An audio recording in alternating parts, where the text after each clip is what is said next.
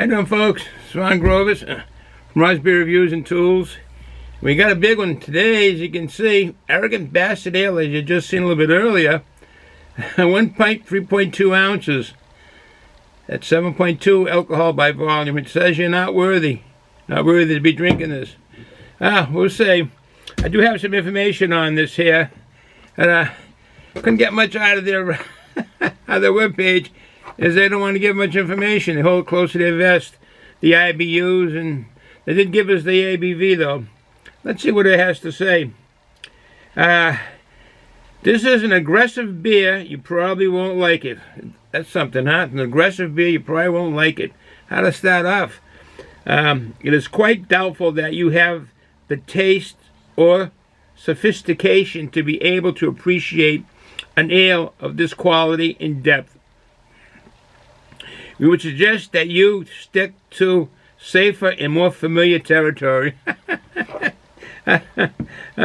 Maybe something with the multi-million-dollar ad campaign aimed at convincing you it's made in a little brewery, or one that implies that the tasteless, fizzy yellow beer will give you more sex appeal. More sex appeal.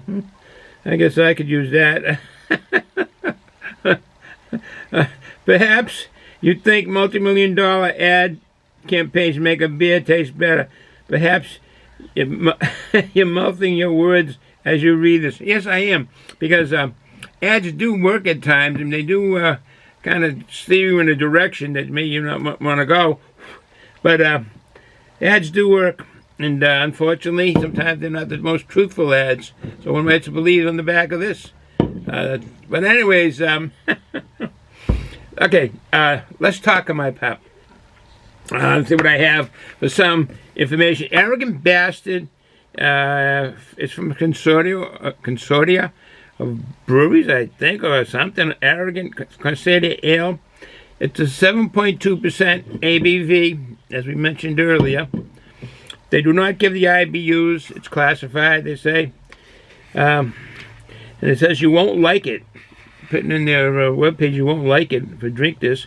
This came about in 1997. 19.2 ounce can. They do have them in 22 ounce bottles. This is big compared to. Do we have another can? Look close by. We do. We have a smaller one. This is a 16 ounce. Look at that. See how much bigger it is than a 16 ounce? So, bigger than a 16 ounce. So you get your money's worth, I guess. Alright, they do come in 22 ounces, a 16 ounce 6-pack of beer, a rack of beer. And they don't tell you the hops. The hops are classified. Why? I don't know. Alright, so don't waste. Do we have to? Oh, I got a couple of glasses. I got a nice Bud Light glass. I guess we'll go with that. We're going? Oh, no, I guess we have to go. We'll go with, no, yes, no, maybe. Got a couple of glasses here, but I guess I'll go with this Bud Light. I like it. Alright, no further ado, let's crack this open and see what we have.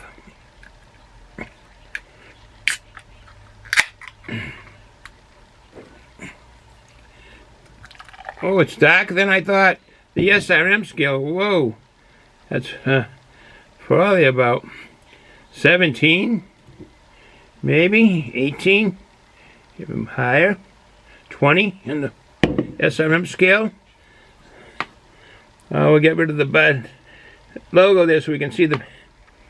Oh, look at how dark it is. Tea. A nice head on it, real nice head. If you have to get the aroma, that is a dark. It's a amber head on it. Dark amber beer itself, or ale itself. Oh, by the way, maltiness. I'm getting maltiness. The sweetness. I'm getting sweetness. Almost like brown sugar or molasses. That's the same thing. Brown sugar, molasses.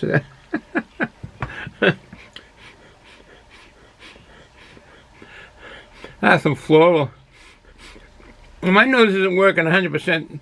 Well, as they say, the doctors say males can't smell as well as female, and I believe that. for sure, really. Getting caramel, not toffee. I can pick up on the caramel on this. Maltiness seems to dominate, which is nice. It's not a high in alcohol. Sometimes you get those alcohol and you don't like it. Maybe some guys and gals do. All right, bottoms up. All right, did I get what year this is or anything? No, I don't have it. Like I say, it's a 7.2% alcohol by volume. Bottoms up.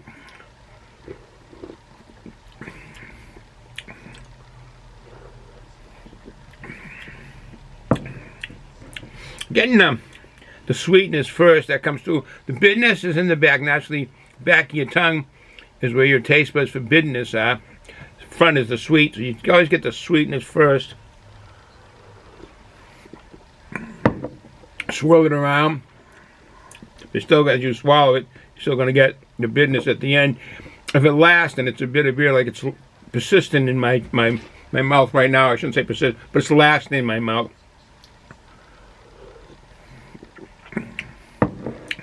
Has a malty sweetness to it.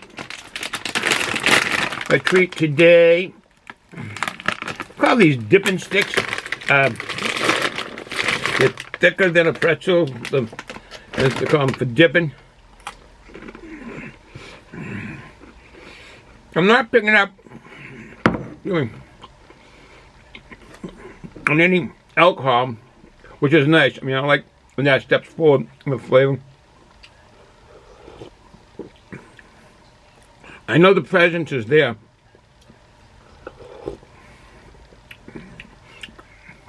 Getting them.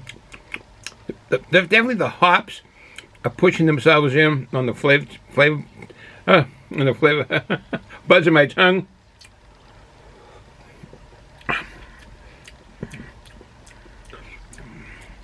I like to pick up. They say it's I thought it had some words on what it said, like, no.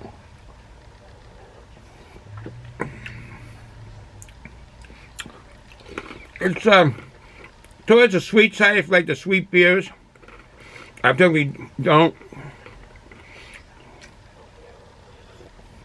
Not clingingly sweet, not overly sweet, but it's in that direction.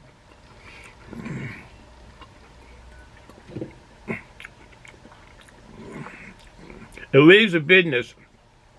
It's leaving the bitterness in the back and sides of my mouth and my tongue. Look at the color of that. I'm going to say a murky brown. Murky light brown. Nice head on it. Real nice head. Very amber head. It still maintaining that caramel. Sweet molasses, maybe? I didn't get much information when I was trying to do some due diligence, but I do see on the back of this can, it says questions or comments. If you don't like this beer, keep it to yourself. It says, if you don't like this beer, keep it to yourself. We don't want to hear from you. We don't want to hear from any sniveling yellow. I have to read this, folks. We don't want to hear from any sniveling yellow beer drinking wimps. Because the beer won't. The beer wasn't made for you. All right, so I'm saying if you're a wuss, I guess, and this beer isn't made for you, but I think that wusses like sweet beers, I think. That is question or comment, and it tells you don't even call. If you don't like this beer, keep it to yourself. We don't want to hear from any from any sniveling yellow beer drinking wimps, because this beer wasn't made for you. All right, wasn't made for me. All right, I really don't like sweet beer, so I can understand what you're saying. Wasn't made for me, but maybe it's for some of you guys or gals out there. It's not a... Would I get this again? No, I wouldn't get this again. I don't like the aftertaste that it has. I thought it was very drinkable when I first started drinking it, but as I'm drinking it, you can see I haven't drank a lot. Overall, I couldn't sit down and have this be a session beer with family or friends or fellow drinkers that would get together. It leaves an aftertaste of bitterness. But it's really not up my alley. No, I would not get this again. I try to give a good opinion of this beer, because all beers are brewed in mind for people to drink, and some may love this flavor, this style. I'm taking little sips now because I don't like the aftertaste. But you should try it. They've gone out of their way to produce it. Arrogant Bastard Ale, and I hate to be arrogant about it, but it's not up my alley. Maybe up yours. Tells you you're not worthy. Not worthy. That you're not worthy. I don't know if that was in the Monty Python. You're not worthy. But anyways, would I get it again? No, I would not get it again. And before I leave, I want to show you my painting over there. I don't mean to jump away from the beer review, but I like my painting over there, over your left shoulder, my right shoulder corner over there. I never took art classes in my life. Me and my loving wife were invited by my son and his daughter, my daughter-in-law, to go up to their... it wasn't in New Hampshire. They live in New Hampshire. To go up to North Andover, I think it was. Was it North Andover? Anyways, there's a place called Painting with a Twist. And he has a painting up there, and it was a big-sized class. It was two big classes going.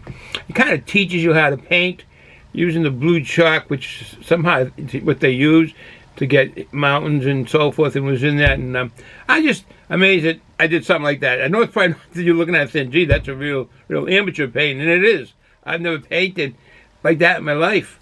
And there's three in the house here. My daughter was there with us. She's from Arizona. She's living in Arizona. I mean, she was there, my wife, and naturally my daughter-in-law and son. We all had the paintings. All vary, and but all the same in a way, because he had the painting and it was in front of us. They have screens there. They supply everything.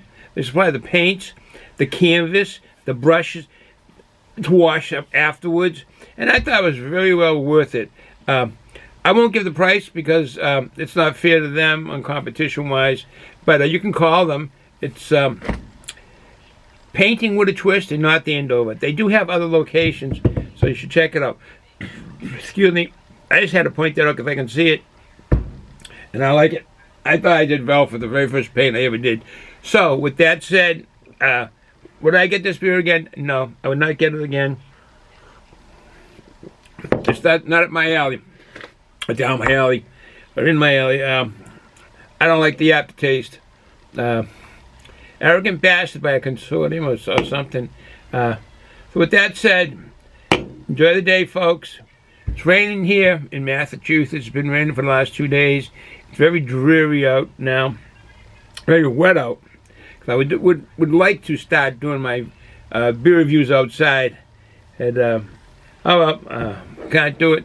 So, that said, enjoy the day, folks. Give a shout out to my tools, because I do tools too, is to Scout Crafter.